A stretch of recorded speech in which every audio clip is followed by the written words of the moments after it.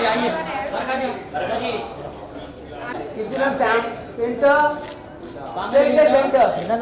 Centre, ma'am लोग centre में ना सेंटर, मैडम से एकदम सामने, मैम सेंटर, मैम इधर देखिए, लेफ्ट में मैडम, सी बरखा मैडम को बोलो, थैंक यू, आइए, ठीक हो आप कैसे हो, आप कैसे हो मैडम, मैं ठीक हूँ बिल्कुल, मैम सेंटर लोग एकदम, मैम सेंटर लोग centre, thank you. People. Let me now invite on stage the present presenter, media producer, and the joint managing director of One Take Media. Her first book, Bedazzle, released in 2020, and the book we are here launching today is her second. Please join me in welcoming the woman of the hour, the author herself, Dr. Shamoly Khera.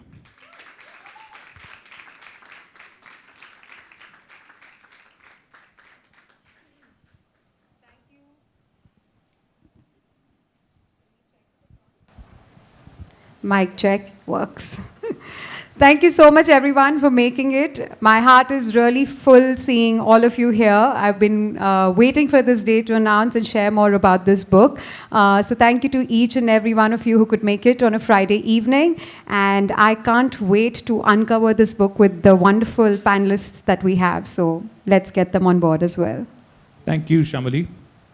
So please join me now in welcoming our esteemed panelists for today, who will bring to life the various themes in this book and share their own personal stories of bringing remarkable women in their own chosen fields. Our first panelist is known for her fearless portrayal of complex characters on screen. She has proved her acting prowess in films like Pink, Indu Sarkar, Mission Mangal, Uri, Blackmail, and also OTT series like Four More Shots Please and Human. Aiming to prove her mettle with her recently opened production house, please join me in welcoming talented actor and producer, Miss Kirti Kulhari.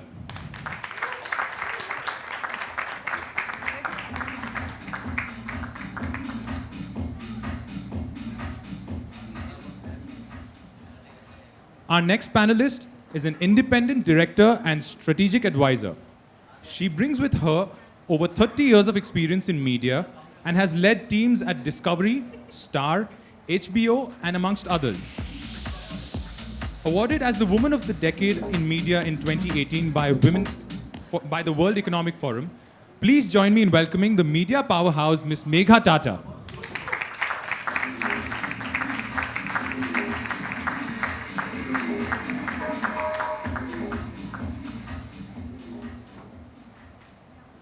And our next panelist is one of India's best-known journalists and the founding editor of Mojo Story, a recipient of over 50 awards, including the Padma Shri and Global Leader for Tomorrow at the World Economic Forum. Her fearless reporting and path-breaking journalism over 25 years makes her one of the most respected names in the Indian and international media. Please join me in welcoming the extraordinary Barkha Dutt.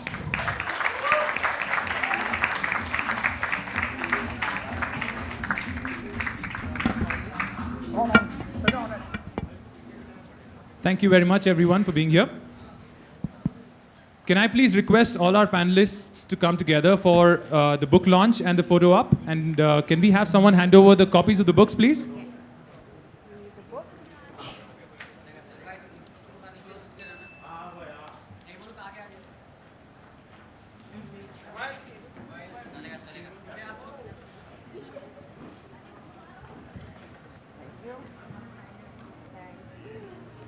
Can we have a big round of applause, please, ladies and gentlemen?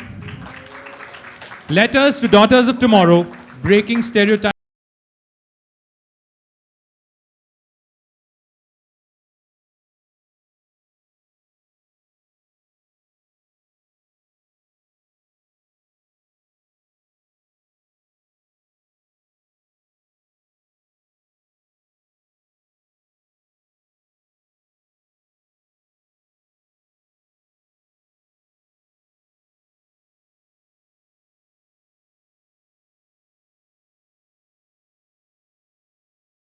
In this room is very eager to know more about this book. So Barkha, can I have you take over, please? Thank you. Thank you so much. Are you all able to hear me in the room? Okay. So just before we get started, I think it'll be much more interesting if this is interactive, if you also share your stories, if something that we speak about has resonance, if you have gone through something similar, or you don't agree at all with what the four of us are saying. I think that's quite impossible, actually. But well, if you would dare to disagree with us, how dare you? But more seriously, do raise your hand, and you don't actually have to wait for a formal Q&A. It'll be much more interesting if you take part in it as we are talking. So let's get started. Letters to Daughters of Tomorrow is an interesting concept because it presupposes that we can actually tell girls of another generation, hey, this is how to do it, this is what we did right, and this is what we did wrong, right? Can we, I know you're a mother to a daughter, can we actually control, guide, show the path, or does everybody have to find their own path?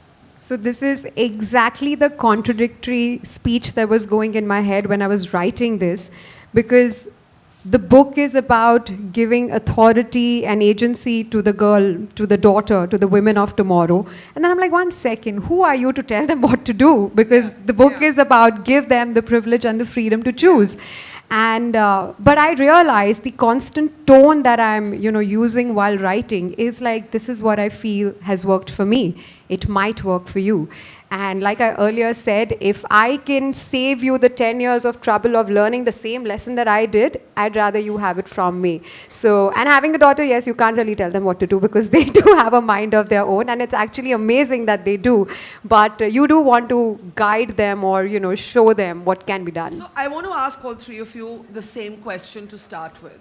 What is the one thing you wish somebody had told you when you were younger that you had to go through life to discover, that you kind of said, oh, I wish I'd kind of made my peace with that or understood that or learned that much earlier? I'll start with you. A very good evening, everyone. I think the one thing that I really had a lot of trouble dealing with and making sense of and understanding throughout my life, till say about 7-8 years ago, was the fact that I was a very sensitive person, and I'm still a very sensitive person. But what I didn't know then, that I know today, is how to handle my emotions.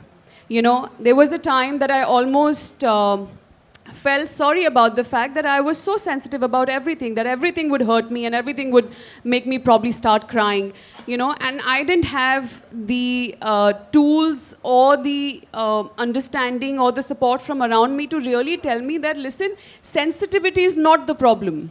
The problem is to be able to handle your emotions. The EQ that we talk about, emotional, quotient, I somehow took a while to finally arrive at, okay, this is how I deal with my emotions, and this is exactly one of the things that I would like to pass on to anybody around me, Do you think that sensitivity came from, so we had the chance to talk when we were sitting outside, and I discovered something about your life, so I'm going to, with your permission, ask you about it.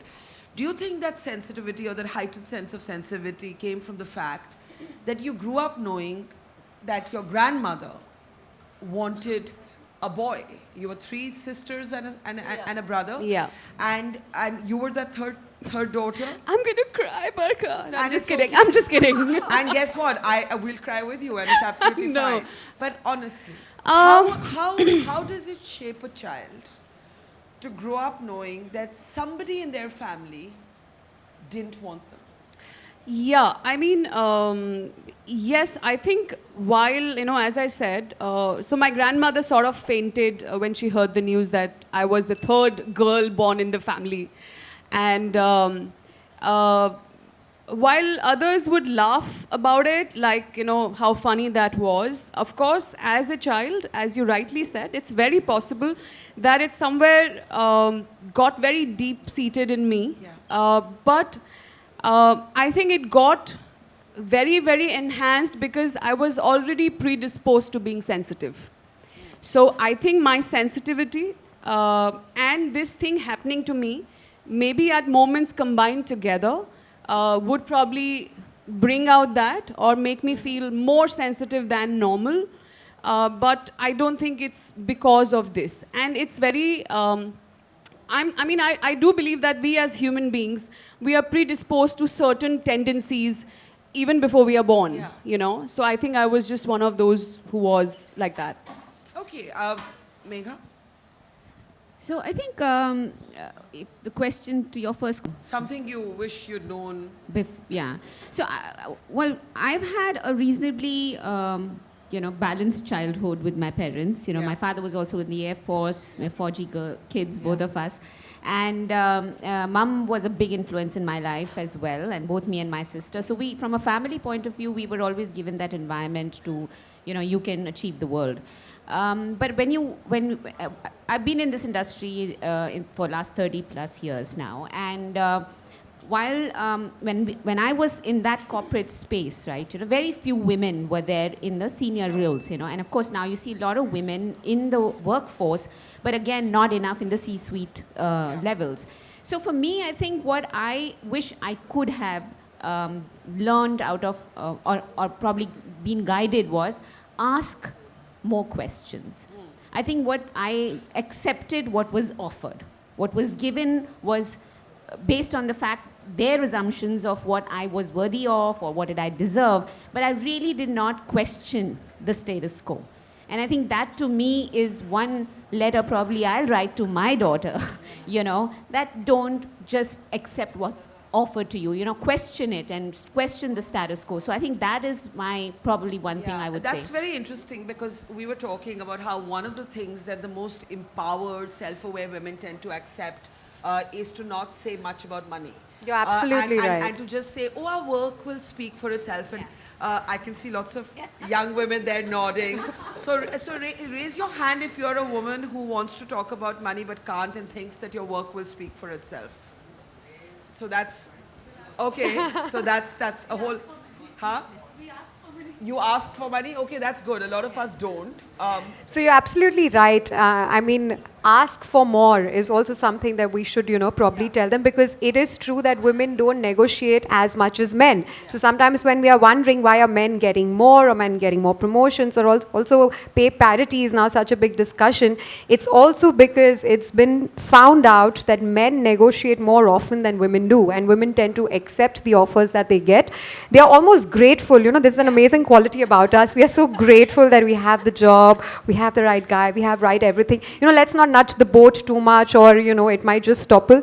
But that is where we need to tell our girls and women that if you think you deserve more, which most times you do, you must ask for more, you must negotiate more often, and zyada se zyada it may be a no, but at least you tried and the other person knows that you're more deserving. Now, one of the things your book talks about is a certain kind of female boss. And I'm going to push back a little bit here and encourage all of us to think a little more about this idea of the female boss. So, of course, we've seen one kind of female boss in the sort of Meryl Streep, Devil Wears Prada kind of caricature. But you argue in your book that the concept of the queen bee is real, and you argue that there are women who take on quote-unquote masculine traits because they're trying to make it in an all-male world. So I have two questions, and I'll start with you. One, in this age of gender fluidity, what is feminine and what is masculine? Our younger generation may not even understand. B, could it be that the tough female boss is judged differently from the tough male boss? So you're absolutely right. Today we live in really different times, but I remember reading an interview, and when I was interviewing one of the bosses about 15 years back when she was offered one of the senior roles, one of the most natural things that she did is she did a shorter haircut because she didn't want to spend too much time in front of the mirror, look too feminine, and also wanted to look more practical, more work-oriented. She also switched to more masculine clothes, which could be, this whole phrase of who's wearing the pants. Somewhere, I don't know how this has gone down as a compliment. And she felt she will not be taken seriously if she doesn't adapt that, and she was not alone, because again, through research it was found out that women feel that the more aggressive, or the more these masculine traits that we take, we will appear more leader-like, because empathy yet, which is one of our strongest traits, it's not actually acknowledged, accepted, or even encouraged at workplaces. On the contrary, empathetic leaders are the future. But let me push again, and I'd love Kirti and Megha also to come in on this. When a woman is emotional, she's called hysterical. When a man is emotional, he's called compassionate, sensitive. When a woman is he's actually called a loser. Okay, chalo, I was being polite. When a woman is ambitious, aggressive, some might say, oh, she's trying to be like the guys, or she's being a bitch. But when a man has exactly the same behavior, it'll be he's a tough leader. So I'm a bit confused. Why do we believe that there is a female kind of leadership and a male kind of leadership? I'm not sure I believe that. Do you? I don't actually. Yeah. I think what we necessarily talk about is the yin and yang, the feminine and the masculine, which we all have within us. The Ardhanarishwar that we talk about is basically yin and yang in all of us. I think the whole point is to bring the two in balance, right? That is the ideal way of going about things and all of that. So the fight is not so much कि आप लड़की हैं, आप लड़के हैं. एक लड़की भी ऐसी हो सकती है जिसका yang बहुत strong है. Right? And vice versa. You have men who are very sensitive, who are okay to express themselves emotionally. So it is. I think this whole confusion of a man and a woman is something that I personally do not buy into a lot. It's not something that I tell myself too often. I have been an actor for 15 years now, and I've recently turned a producer. And Barkha, I have literally stepped into a world, like as an actor, actors की फिर भी अपनी एक जगह है. Female actors की एक अपनी जगह है जो they don't need to compete with male actors in that sense. But as a producer, it is a gender fluid role, right? So I am literally putting myself out there in the middle of a lot of men and few women. But I must say, not for once have I felt ki, oh, I'm a woman, I need to do this differently, I need to be a little more like this, a little more this. No, it's just, I am just allowing myself all the qualities of the yin and yang that I need to, what do you say? I need to get, like, what is the word? मतलब मुझे उस moment में जिस quality की ज़रूरत है exactly and I think I have in my head I have never given too much thought to this whole idea of gender based things, and I think not that I'm not aware of it, but it's a story that I don't keep telling myself very often. I think coming from this space of just not having this at the back of my head and frees you. Exactly. The lack of self-consciousness. Yeah, can we afford, because my job here is to be contrarian and give the opposite argument to all three of you. And you're damn good with it. Thank you. Can we afford to always be lacking in self-consciousness? I get her point that somewhere you just want to be yourself, but sometimes it's a real battle, So, you're taking in everyone's inputs here. I'll just talk from my own experience. And having been in that space in the last 30 plus years, I've never taken decisions based on whether I'm thinking myself to be a woman or whatever the gender I am. But it's what is right for that person or that moment or for that business decision. Now, that comes from me being an individual, an executive. I happen to be a woman. It is not because I am a woman I'm taking a certain decision. So I think fundamentally when leaders, when you think that you're a good leader or you are you have the power to be a leader, to make an impact, you need to take these decisions based on what is right for that moment, that business decision, person, people. You're a people person. That's it. Like you're in a people industry. You got to factor that in. You happen to be a man, woman, or any other gender. It doesn't matter. So I think this whole argument of whether a woman is a good leader, a male is a good leader But that is not the same as saying that women don't have to fight X number of times as hard or harder than men to get to the same place, and that they will be judged much more harshly. So I was once interviewing Hillary Clinton, and at that time she was Secretary of State, wanting to run for president, never managed to become president, and she told me something that always stays with me, and she said, Barkha, if you're a opinionated, independent, successful woman in the public eye, you have to have a skin as thick as the hide of a rhino. That's true. So do you have a skin as thick as the hide of a rhino? I don't know yet. I'm working on it. But I think coming back to what you two said, I absolutely love your approaches, being also the yin and yang. I feel you also come from very secure places about your, your position, your authority, and the place you are at right now.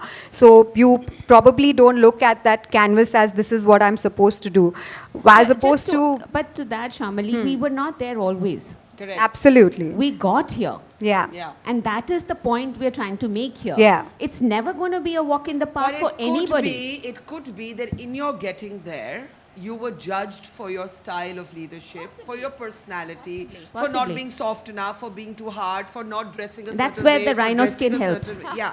So that's what I want to understand, that when you speak of women embracing what you call masculine traits, are they embracing masculine traits, or are they being judged differently from men for gender neutral traits? So what has happened is when the study was carried out, and this was what came out when the top CEOs and everyone was interviewed. Of course, not everyone is like that. There's a majority of percentage that believe they have to adopt or adapt masculine traits because they thought, for example, showing emotions, which is considered to be a feminine thing at work, might be looked down upon, or I will look like a weak leader if I share my home problems at work and stuff like that. But the book actually now argues that this is a loophole. This is not something that we must be following, because actually females have stronger leadership traits than male, and it's genetically been proved and understood, because there was a leadership assessment scale out of which 4 and 5 traits were matching with what women naturally have as opposed to lesser on males. So the idea is that our natural feminine traits are actually amazing for leadership roles. So why are we not there? Why are there less number of women in the top leadership roles? So it comes down to the fact that our opportunities have been much lesser, and the book specifies in Indian context society, because we speak about our daughters and sons very differently, which is again another conversation. Yeah, we will talk about what letters to our sons might look like, but I just want to explore this just a little more for a couple of minutes. There was a time when Indira Gandhi was called the only man in the cabinet, and this is because she was able to carve out Bangladesh, the 1971 war. She was a woman kind of commandeering, you're both Fauji daughters, commandeering the troops into the great 71 war and the birth of Bangladesh. Today we would not use that language, but courage associated with maleness still remains. So I want to explore this idea a little more. On the one hand, we live in an age where you identify your pronoun. Do you identify as he, she, they, and a million other entities. We talk about gender fluidity. On the other hand, we are still debating, is there a yin and yang? Is there a male and female? When younger people aren't even convinced that these are the only two genders. So it's a brave new world. So jump right in. You cannot deny the existence of everything else that we are here for, right? But I feel, Barkha, that we all have, I'm going to give a very generic statement, but honestly it's the most true statement. We all have our battles to fight, walk our path. The challenges, they are very unique to all of us. So it's never, as she said, a walk in the park for anyone, right? What has really helped me, away from all the conversations around, all the conditioning, all the noise around, right? And the noise is, I don't know how many times more today with social media, right? What has really helped me is to keep connecting with myself. The only But sometimes that's the toughest thing to do. but that's why people don't do it. People keep going out because that's easier. It's easier to escape your own self. I can lie to you, but I cannot lie to myself. Yeah. So I would rather speak to you and just make up a story and make it easy for both of us, right? So personally, I mean, 100 baat ki ek baat. I have the only genuine thing I've really worked on in my life is to go home to myself. Keep asking questions, keep questioning everything that I have a question about, seek answers, and just find authenticity. And I think that's personally my weapon against everything in the world. You know, I'm all for authenticity, but I think it's very difficult. It's what women in particular find difficult because sacrifice has been so romanticized when it comes to women. I always go to, you know, these talks and these events and women will say, what's the one thing you'd say to us? And I'd say, I have no one to say anything to you, but there's one thing I want to say to you is be selfish. And everybody looks, what? Someone's actually said be selfish. And I'm like, I'm so tired of selfless sacrifice being romanticized when it comes to women. You know, rarely will you meet a woman who'll say, I'm here first to pursue my own happiness. Yeah, totally. In fact, again, you know, we were talking about in the room earlier. I think it is also about how you are conditioned, okay? And the conditioning can be self-created and of course the environment. And I really strongly believe that as individual, whether man, woman or any other gender, the choices you make are the choices you make. Yeah. No one is making those choices for you. Well, in our circle of privilege, there are many women outside our circle of privilege who are not making free choices. No, but the point is, Barkha, that there is always a choice. Now, you are deciding it you're making those decisions based on your assumptions that you have to take this for your family, your kids and whatever. But I will humbly just put this, that, you know, that it's not easy making those choices. When I have made some choices, I have not been, you know, 100% mother, 100% executive, 100% wife and but daughter. Nobody is there, 100% right? at anything. No, and this whole superwoman nonsense which people talk about is BS, right? So I think you have to be who you are. You are the best version of yourself is what you should give your best to. And what comes out of it, be happy in that choice you make. So I think that is where it doesn't then matter about the gender and the world you are sort of navigating yourself into. But authenticity, being true to yourself and the choices you make to be happy with those choices is what I would highlight. So to come back to, you know, the letters we would write to the daughters of tomorrow, which is the title of Shamoly's book. Just a data point. There's a lot of data in this book, by the way, but I'm sharing a data about how many women in India work. I looked that up for something else I was doing, and I found that in 2024, official statistics tell you that 37% of India's women are in the workforce. But if you break that data down, you will find that most of the spikes in that number come from rural India, where women have to work. So how many women work in cities? Women like us who are educated, who have the opportunity, only 25%. Only 25% of India's women in cities are joining the workforce, okay? So I want to understand that. What is going on here? Is society holding back these women? Are they juggling too many balls? Are they losing themselves to some kind of conditioning? Let's first all be clear, we're all in different degrees products of our conditioning. Men and women included, right? No judgments. What's happening here? So there are multiple layers to this, Barkha, which is one of the reasons that pushed me to write the book, because I came across this statistic that more women are getting educated, but less are getting transpired to the workforce. So where are we losing the story about that matchmaker? Yes. So I interviewed a couple of matchmakers, and one of them was very interesting for this book. And he stays in a very, privileged part of Mumbai, and we had a good conversation. And it's interesting to know that a lot of girls today are educated because they will make a better match tomorrow. And parents are worried कि ज़्यादा नहीं पढ़ाएंगे, ज़्यादा masters कर ले, और if she studies a lot, then getting a match for her will be tough. And I thought these are conversations that we have years back, decades back. This is like maybe a year old. And I was shocked. So what is happening is, yes, we want to glamorize education. We want to give great packages in terms of she's a well-educated, well-spoken, opinionated woman. Opinionated as long as she's within her cultural traditions and respectful and not arguing openly and all of that. And but after marriage, it's absolutely okay if the parents, if the in-laws and the husbands are okay, then she can go ahead and pursue something that is comfortable within while she's taking care of the house. And these are real conversations that are happening today. So if the woman in that society is working, it's like, it's an added bonus. She's never looked at as the primary, the main. Yes. But it's important to say at this point that there is also sometimes less privileged people who give up everything that they have to give their daughter a dream. In Delhi, I'm sure you were all familiar with the Nirbhaya gang rape that happened in 2012.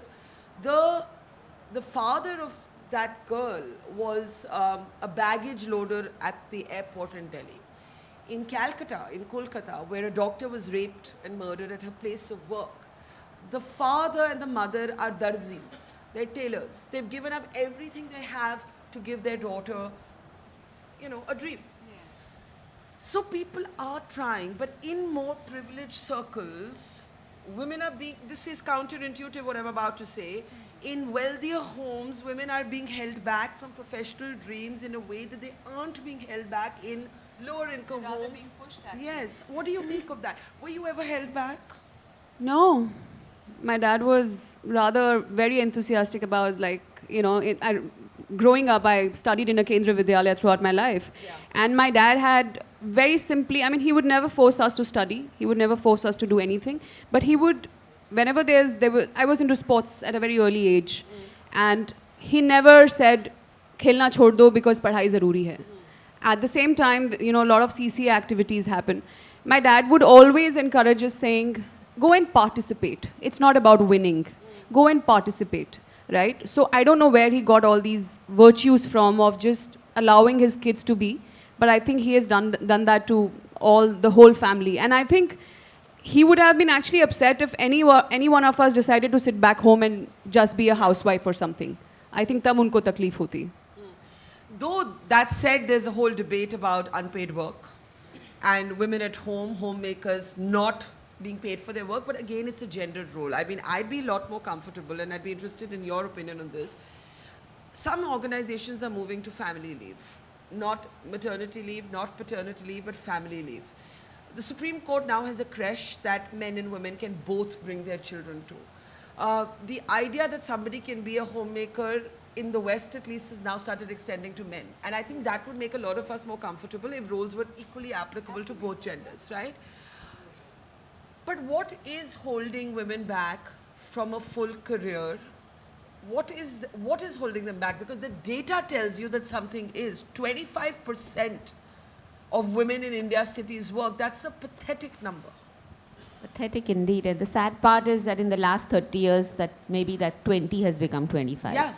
So, not one reason, Barkha. There isn't one reason. There are multitude of reasons. There are social issues. There are personal challenges, ability to take that, not having the ability to take an and life, like it's either or. And that is not self-created, but you are in that situation. It's like a quagmire. You're just stuck. And for anyone to come out of any kind of such a situation, I'm sorry to say, but you have to take it on to yourself. No one is going to do this for you. For a lot of us here on this panel as well, nothing was given to us on a platter, right? It's not that we haven't been to our fair share of challenges.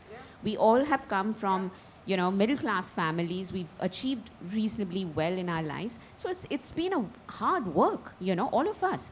So I think a woman has to take those decisions for themselves. No one is going to take that for you.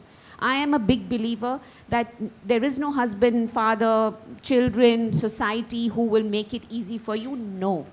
There is no shortcut. So why are women not able to do it? What is this quagmire? I want to add here, the conversations that we have with our daughters and with our sons are fairly different unknowingly, unconsciously from the time they are kids. So this idea of, when a son is brought up and he knows that he is going to grow up and he has to earn, he has to get a job. Passion hai to hai, nahi bhi hai to you have to do a job, you know.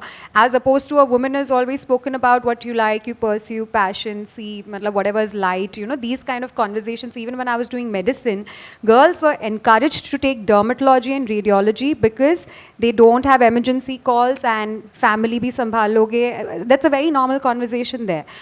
The idea that a son grows up knowing that I don't have an option, I have to grow up and run a house, while the woman or the daughter, you know, हम बोलते हैं princess की तरह पाला है, and like all of those conversations is actually it's a backlash, because we are also somewhere subconsciously inculcating that now the father is taking care, tomorrow husband will take care. It's okay, you know, if you want to. That kind of passive conversation needs to stop. But you know, I'm glad we're talking about what led us to sons of the future, sons of tomorrow might look like. Again, to go back to the Kolkata rape and murder for just a moment. In this horrible thing that happened, two very heartening things came out of the movement for justice. One was that men were standing shoulder to shoulder with women on the streets asking for justice. Men were right there and they felt it. I interviewed so many male doctors who felt deeply about getting justice for their colleague, their friend. The other was that when it was suggested that, okay, maybe one solution is कि औरतों को night shift मत दो.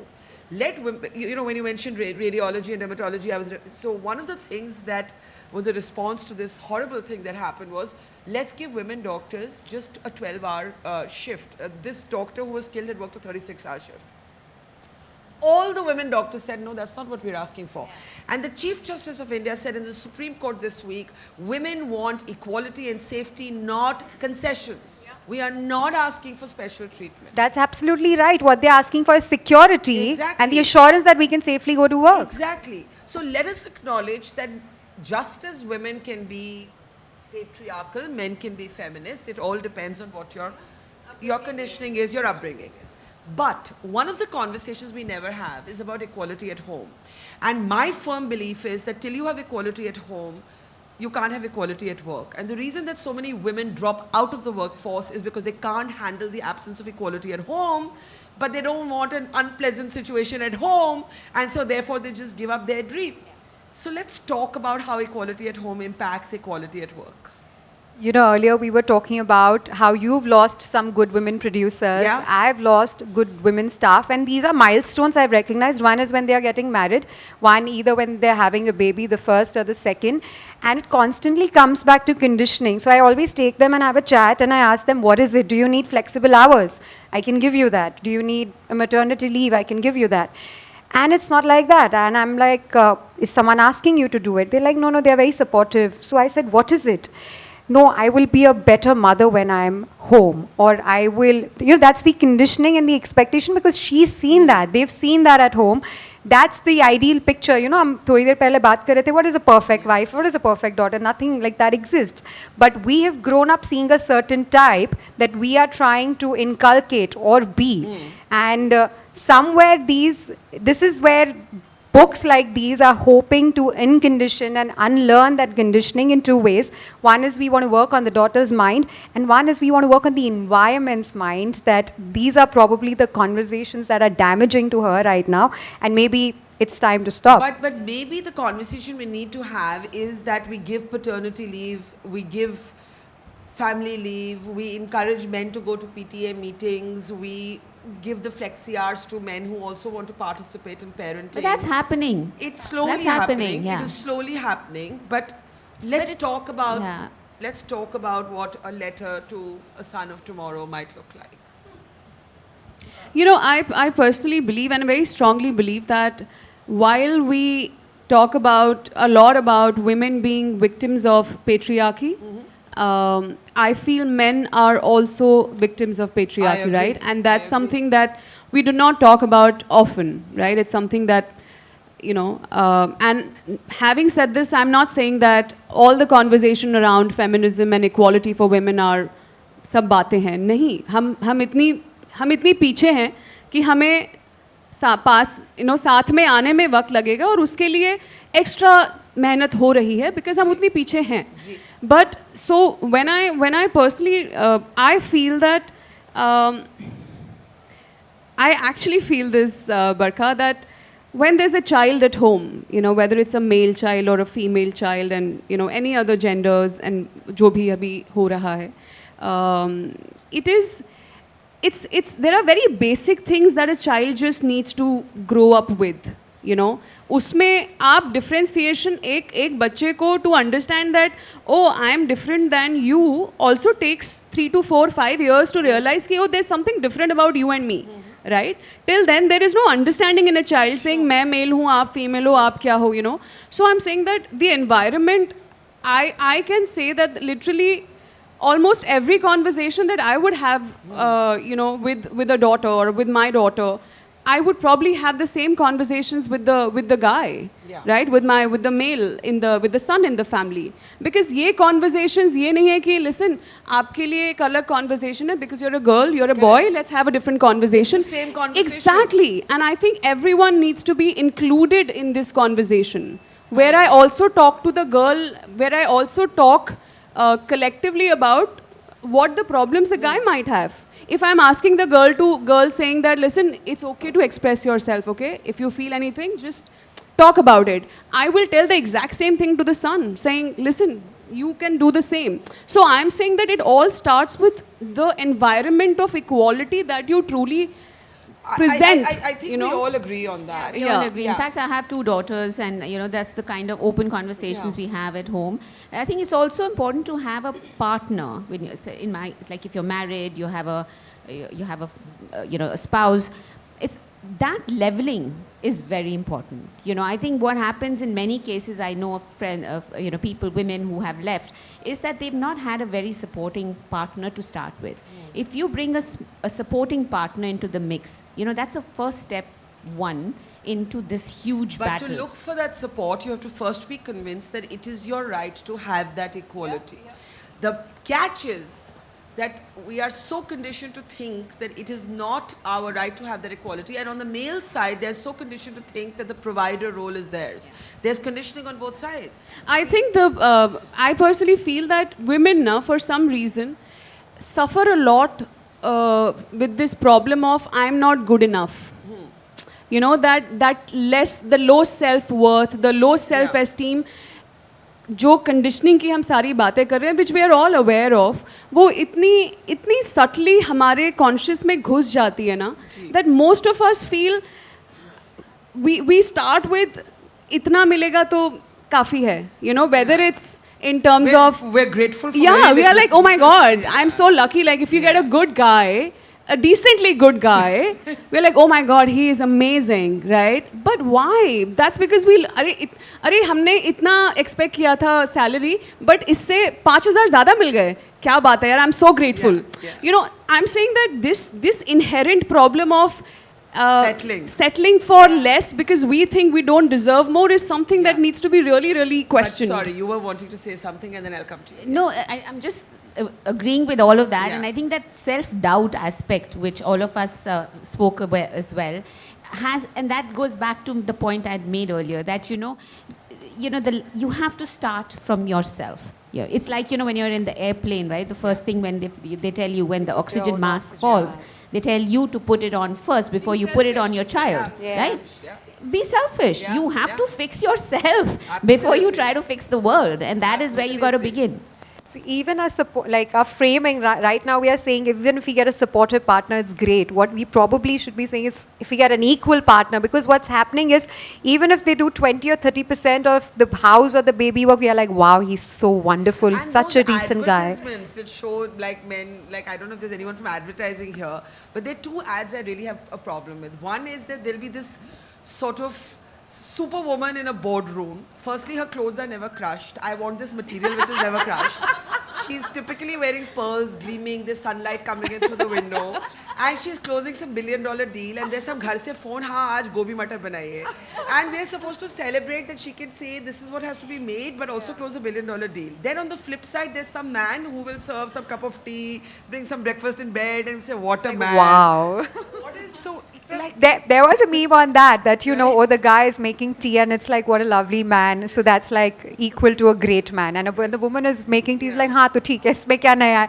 So these are the conditionings that we are growing up with. We are coming just 2 steps forward and being like, even if he does a bit, but the idea is that 30 years from now, when my daughter gets married, or you know, when their granddaughters get married, they should have equal partnership in a way that's only when women can actually achieve true potential at work, because or we'll have someone. Or if they don't get married, that also. That also. I'm with you, Barkha, on that. Yeah. Because I just think that, as the matchmaker told you, Yes. so much of what women do are It should not be the ultimate singular, goal. Yes. singular, focused on that. Yes. Okay, I have no idea how we're doing on time, but what I want to do 5 minutes, in the last 5 minutes, and then we'll have some time for questions if you have any, is to talk about your personal journeys. Something you've learned, something you want to unlearn. We were having that conversation, so I'll start with you. Something you wish you had done differently. Yeah, so I think this one particular moment really defined me a lot. It was early part of my career. I was heading up sales in one of the big corporates, doing very well, extremely successful, you know, every year promotion. So I was this, you know, on a great trajectory of growth. Met my beautiful husband, had a beautiful marriage, had my first beautiful child. And come back from my maternity leave, and I get told, I'm called by my bosses, of course there had to be men, and were told that, you know, in a very nonchalant way, you know, and it's not like they didn't think anything was wrong, is that because you've had a child and because we think that you would want to spend more time with your child and you will have trouble traveling and blah, blah.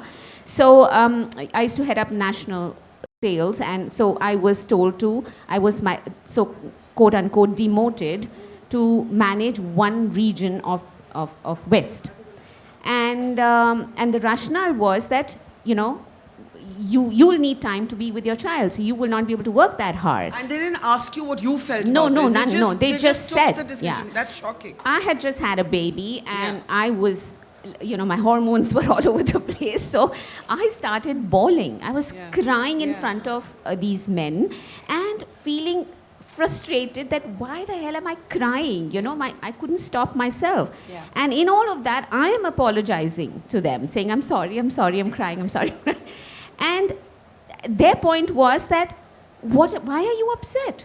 We're not removing we're not reducing your designation, your salary or anything. Yeah. It's just that we're making it easy for you. Yeah. And so what happened in that moment for me, of course I accepted it, which is my point, like, you know, you never accept what is given, you know, ask for what you really deserve. I had to work that much more harder to then counter my peers, my male peers, who got about 4 to 5 years ahead, you know, movement forward. And I then had to travel more just to prove that I can travel and be a mother too. I had to work late, stay back in the office late, even if I didn't need to, just to prove that I am able to manage both. That to me was pathetic. Yeah. And that is what I would sort of be the letter to my daughter, that don't just accept what is given. You have to fight for what is right. Absolutely. The industry, how much fairer is it today? From the time I started, I think there's a lot of change I see for the in terms better? of for the better. Yes, Okay. I think we are progressing. As I was telling you earlier, the fight is not so much about being a male or a female in our industry. It's just the challenges of the industry, you know, and how you sort of navigate through it. But right. is there something you wish you'd done differently? Or Or something that really defined you? I think what has truly defined me is the kind of roles I have picked up. I mean, it took a lot of patience out of me. It took sometimes I would sit at home not finding the right thing. Are there certain roles you would never do because they go against your grain? I am slowly, I think I'm slowly becoming very open to the idea of exploring a lot of stuff that I personally do not identify with. I think that's a part But of my that's journey. acting. That's acting, right? Yeah. But are they like, for example, I would never collaborate with a fairness product. Like, I'm just giving an example from my life. Yeah. I understand that, you know, the very definition of acting is to step out of your comfort zone and do personas. Okay. But are there things that you find ethically problematic, right? Like, Yeah, I think this whole fairness thing. Yeah. Yes, I have done that in the past, and I am in general with advertising, especially as you said, because I'm an actor, I can still keep that aside and Correct. do it. But when it comes to advertising and selling a particular product, I have even if it's to do with Instagram deals and partnerships or whatever, something as simple as that. I am very mindful of, do I actually like this? Would I actually use it? Yeah. You know, if I don't use it, if I can't use it and I'm not sure of using it, I don't want to promote it, kind of a thing. Yeah. Interesting. Last word to you. Something that you would want to do differently or has really shaped you?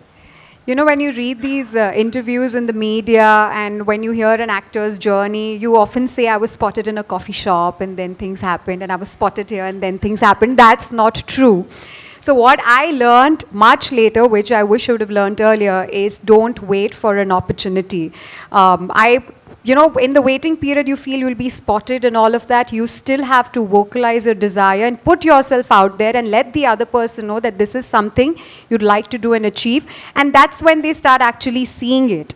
And that is something I probably wish I would have wanted to do early on, which I did much later, is just grab that opportunity. Ask for that opportunity. And I was amazed at how it just walks to you once you ask for it. Yeah, I think that is something we can all agree on. Don't just sit there. The apple won't fall from the tree. Go and pluck the apple if you need to, quite literally. That is why you wrote, I guess, Letters to the Daughters of Tomorrow. And I hope there'll be a sequel that also talks about sons. We will, I think, close on that note, unless there are questions from the floor, which I will hand back. Wow. But before you pick up the questions, let's have a round of applause for our wonderful Yes, a panel. big round of applause, everyone, And for all the stimulating conversations. And I must say, thank you very much for all these conversations and such wonderful thoughts, because even being a man, I was constantly thinking of all those things you were speaking of. I'm sure the audience also has all these thoughts in their heads. Can I have a show of hands? I'll move. First of all, my compliments to each one of you. I've thoroughly enjoyed every aspect of the discussion.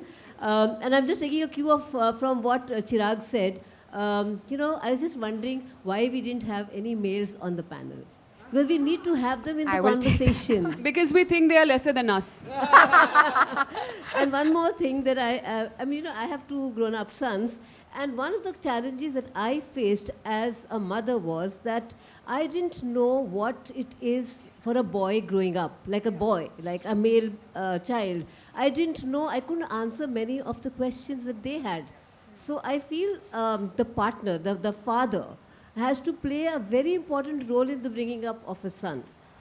Which is lacking, I think, because mostly it's mothers who are, you know, responsible for bringing up the To answer your first question, I've been on far too many panels where I'm the only woman, and I'm very happy when I see women on the panel.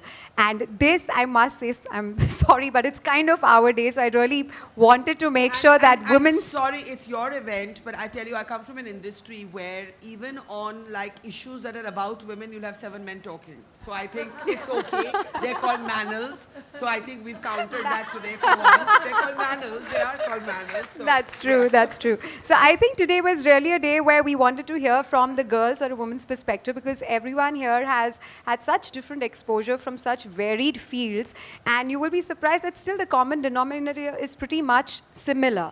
And as for sons, I think probably a guy would be able to, you know, understand that better, and maybe we'll have someone write Letter to Sons of Tomorrow. I think we've already given you your idea for your sequel.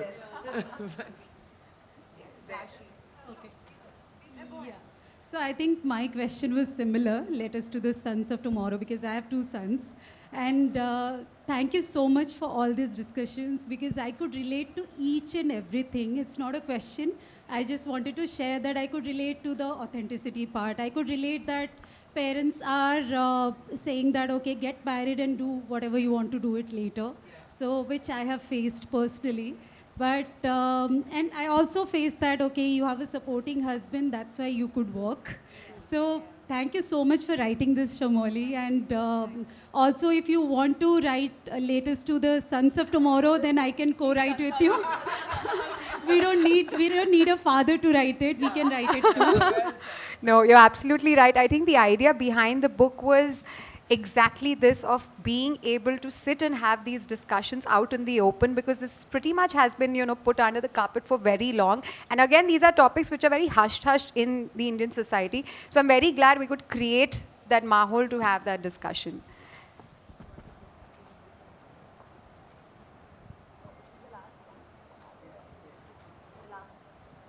Hi, I'm Rashi. What I've noticed is that we are today as women in 2024. We have moved forward with our thoughts, but a lot of men across the world are still back probably in 1990s or even before that.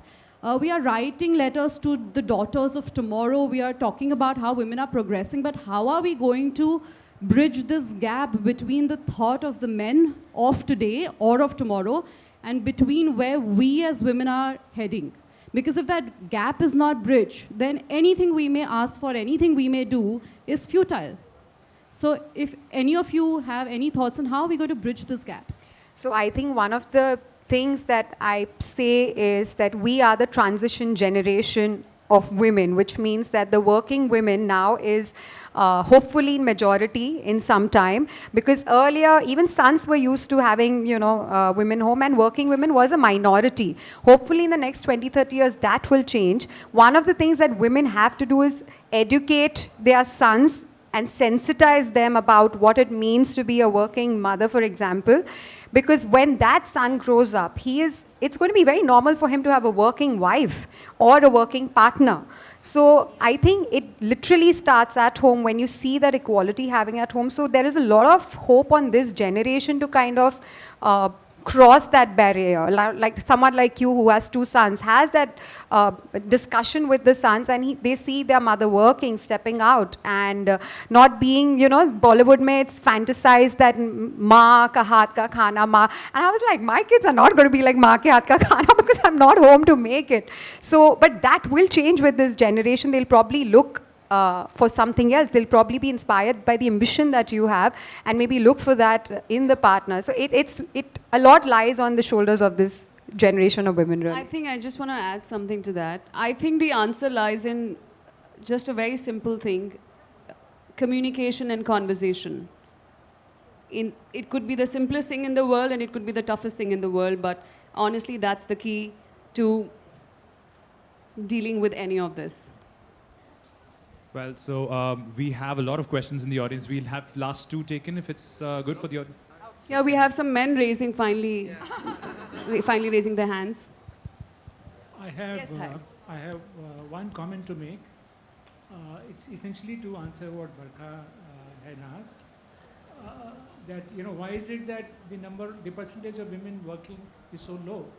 I think if you look at the country, most of the families, many of the families are very traditional, very, very conventional, and, you know, many of them think that it's not right for the girls to work.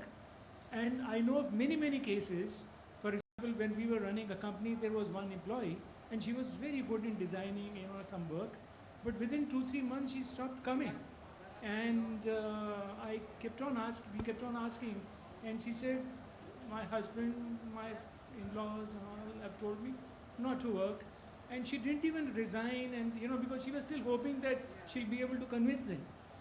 And this is one reason that, you know, so many years of conditioning and acceptance that the women shouldn't work, the girls should not work. The second one is that the girls lack a role model. I'll give an example. If there are women and mothers in the family who are already working, doctors, teachers, professionals, corporate executives, the chances are more than 90 or 95% that those girls will work. because they have a role model in the family. So essentially I try to answer. I agree with you. Which is what So we Shamoly have said. This someone is here. We have this gentleman. sorry, just commenting on Sir's point here. That just which I think what Shamoly mentioned, that that this is the transition generation. So if our kids are seeing us as role models, there are higher chances of that generation continue to being working women. Yes.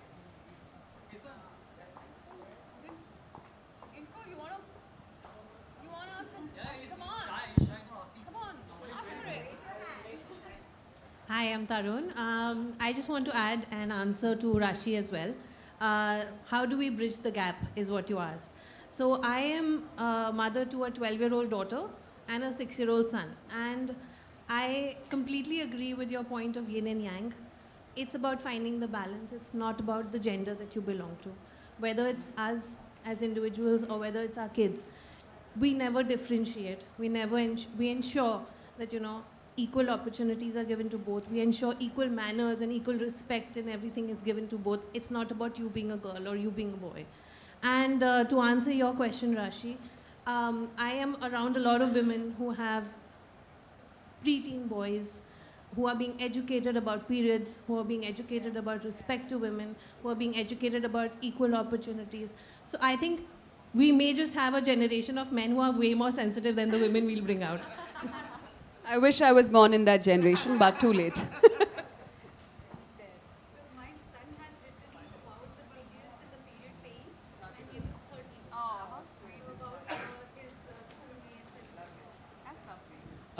Ma'am मेरा सवाल आपसे है कि जब भी कोई women successful होती है या टॉप पोजीशन में काम करती है तो कहीं ना कहीं कई जो सोसाइटी के लोग होते हैं वो कहते हैं कि अरे ये तो इसके वजह से पहुंच चुकी है. किसकी वजह से?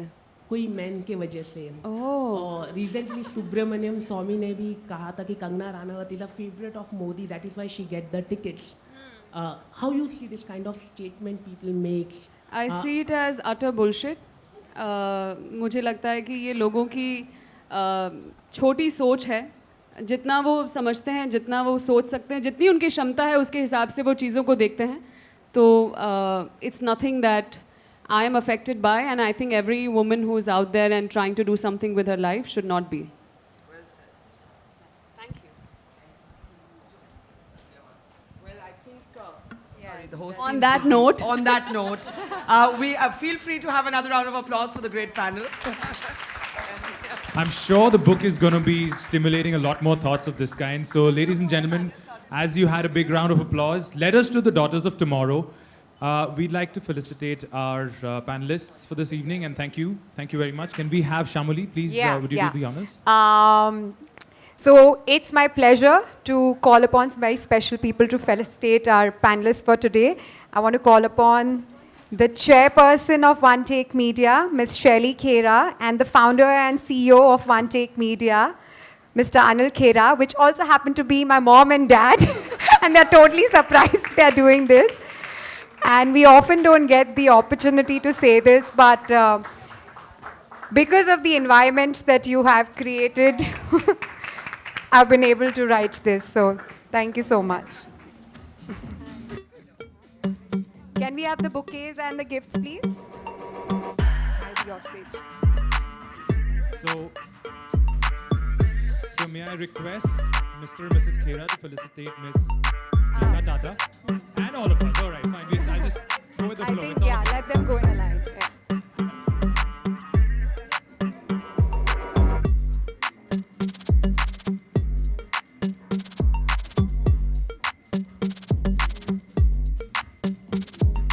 And how wonderful would it be to have all of us together for a nice photograph? Shamoly, please. Okay.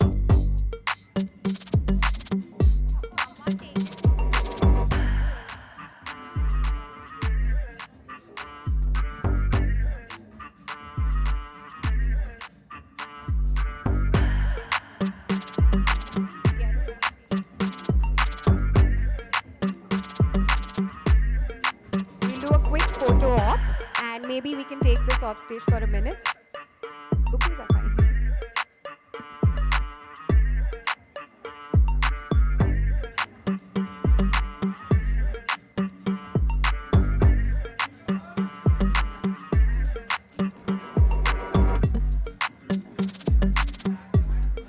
I also have my husband, Mr. Harish Bhatia, on stage, please. Well, I'd say he's an equal partner.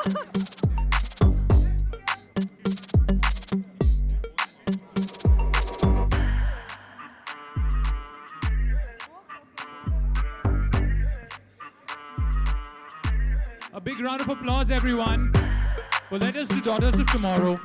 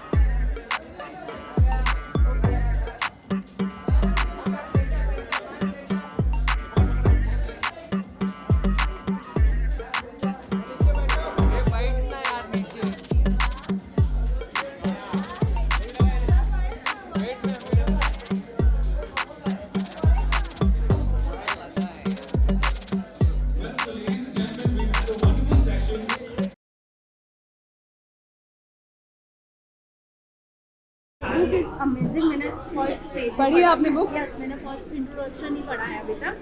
Last की introduction से पता चल जाता है उसका break of समझ जी जी।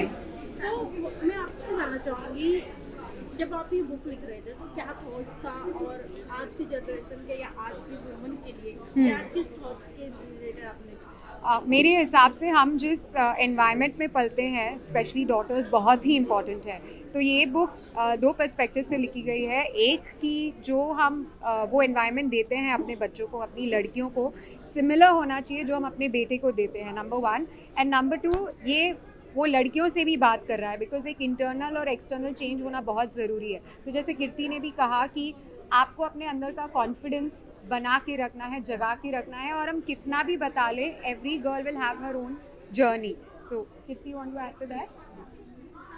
हाँ, मतलब यार बहुत क्लियर है टाइटल से, letters to the daughters of tomorrow. कोशिश यही है शामली की, through the research and through our own experiences and the experiences of others, कि जो कि हम कैसे आने वाले जनरेशन के लिए उनकी जो जर्नी है, उनकी जो जद्दोजहद है, थोड़ी आसान कर सकते हैं। हम किस तरह से उनको अपने एक्सपीरियंसेस शेयर करके उनको थोड़ा सा गाइड कर सकते हैं, क्योंकि मैं मानती हूँ कि हम सबके लिए, सबकी लाइफ में चैलेंजेस आते हैं, अलग अलग तरह से आते हैं, लेकिन हम एक दूसरे की अगर किसी तरह से मदद कर सकें तो आई थिंक उस हिसाब से ये जो बुक है ये बहुत ज़रूरी है। मैम आपसे बात करूँ तो इस जनरेशन की बात करें तो जेन जी जनरेशन बोला जा रहा है इस जनरेशन के लोगों को, तो कहीं ना कहीं इस जनरेशन की गर्ल्स, फीमेल या मेल की बात करूँ तो फेमस से कुछ ज़्यादा प्रेरित हो रहे हैं। हमेशा से लोग हमेशा से बहुत प्रेरित होते हैं, यहाँ बस ज़्यादा दिख जाता है क्योंकि सोशल मीडिया है तो बहुत शेयर कर लेते हैं, फीडबैक बहुत जल्दी आ जाती है, लेकिन तो हाँ, क्या बोल रही थी आप? प्रेरित होते हैं, और आज की जनरेशन की लड़कियों की बात करें तो बहुत ज़्यादा फ्रीडम में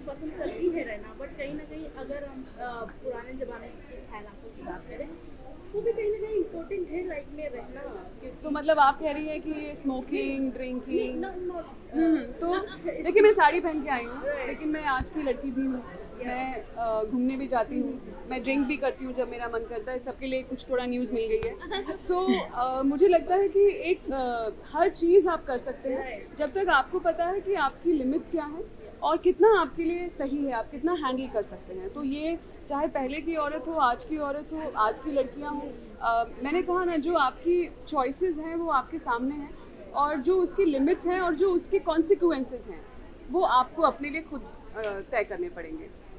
Do you have more questions for Kirti? तो अभी आप इस I think I have a question for you. Okay. आपने बुक लिखी है letter to the daughters of tomorrow. Yes. But when are you writing to the letter to the son of tomorrow? Because you know. Looks like tonight. Looks like it. Because बहुत बार क्या होता है ना. जी. Women are totally empowered, like career करो ये करो, and men are also. But बहुत बार emotionally तुम रो मत तुम, ये मत करो मत करो. नहीं, आप बहुत सही हो। हमारे जो बॉयज़ हैं वो एक अलग प्रेशर से गुजरते हैं जिसके बारे में हमने आज बात की नहीं है। जैसे हम ब्रेड विनर की बात कर रहे थे, हम यहाँ पे बात कर रहे हैं कि लड़कियों को वो राइट दिया जाए कि वो ब्रेड विन करें। यहाँ पे लड़कों को वो प्रेशर होता है कि उन्हें वो करना है। So that's a different kind of pressure to be in. So 100% एक लेटर टू द सन्स भी होना चाहिए। ये मैं लिख पाई आसानी से क्योंकि मैं खुद एक डॉटर रह चुकी हूँ और मेरी अपनी पर्सनल जर्नी से जितनी वुमेन से मैंने बात की है, I could imbibe all of that and put it together. Sons is something that we can certainly work on, but and I feel we'll have to, क्योंकि she's right कि अभी women इतने empowered हो जाएंगे कि somewhere we'll have to have a different education and conversation with sons. So maybe sometime soon. अच्छा, I also support feminism, but I don't support toxic feminism. कि बिन मतलब का रोड पे कोई दिखा, बस देख रहा तो मार दिया. That's the wrong thing. तो आप जो लेटर लिख रहे हो to the daughters of tomorrow. मैंने नहीं लिखा है, इन्होंने लिखा है. हाँ, मतलब you're supporting it. You're supporting. I think I support the cause of it. Yes. क्या misuse होने के chances है? और इसको लेके क्या आप लोगों की क्या, आप भी फेमिनिस्ट हैं, लेकिन आदमियों के बारे में आप लोगों की क्या सोच है? आजकल महिलाएं भी गलत फॉल्स रेप केसेस लगा तुम यार, ये महिलाओं का कि क्या, तुम किस ट्रैक पे हो मुझे बताओ. See, this is correct है आपकी. See, that's the, देखो आप कोई भी चीज़ ना एज अ क्रिएटिव आर्टिस्ट, अब ऑथर भी एक क्रिएटिव आर्टिस्ट ही होता है इन अ वे. जैसे ये मूवीज़ बना के जब ये बाहर रखते हैं, हर एक का एक अपना पर्सपेक्टिव, एक नज़रिया होता है, राइट?